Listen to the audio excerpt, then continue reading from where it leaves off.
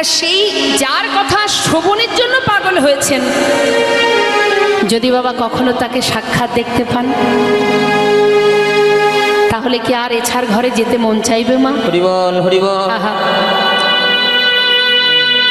এটাই হচ্ছে প্রকৃত ভালোবাসা। কত ভক্তের কথা বলবো আপনাদের কাছে। এক ভক্তের কথা একটু বলি ছোট করে। ষড়গোস্বামীর মধ্যে একজন গোস্বামী, যার নাম রঘুনাথ দাস গোস্বামী। সবাই একটু মন দিয়ে শুনবেন। এই রঘুনাথ দাস গোস্বামীর নিবাস হলো নৈহাটি থেকে যদি আমরা বর্ধমানের দিকে যাই, ব্যান্ডেলের পরেই একটা স্টেশন পড়ে আদিসপ্তগ্রাম। ওই আদিসপ্তগ্রামের মস্ত বড় জমিদার গোবর্ধন দাস, তারই ছেলে হচ্ছে এই রঘুনাথ দাস গোস্বামী। তাই সন্তান জন্ম নেওয়ার সাথে সাথে মা বাবার বড় আনন্দ, জমিদারি রক্ষার জন্য ভগবান একটা সন্তান আমাকে দিয়েছে। কিন্তু তারা ছিল ধার্মিক, ভক্তি মার্গের, তাই তাদেরও মনে বাঞ্ছা ছিল যে আমার সন্তানও যেন ভগবানের চরণে মতিগতি থাকে।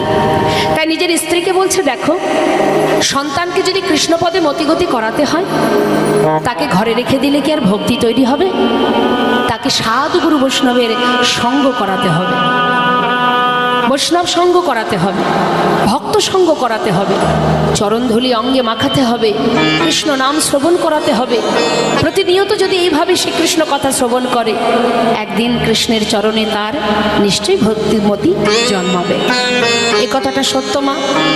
আপনার সন্তান, আপনি এসেছেন, আপনার বাচ্চাকে এনেছেন, বুঝুক বা না বুঝুক, যতটুকু শুনবে, শুনতে শুনতে শুনতে শুনতে এমন একটা দিন আসবে, সে কিন্তু কখন অজান্তেই তার প্রতি তার ভালোবাসা জন্মে যাবে।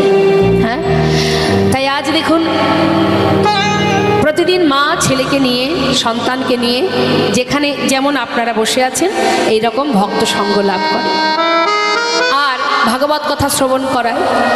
ছোট্ট শিশু তো বাবা, রঘুনাথ দাস তখন খুবই ছোট, মায়ের কোলে বসে, বোঝে না কিছুই, কিন্তু শোনে আর কি করে, চারিদিকে দেখে। কি দেখে?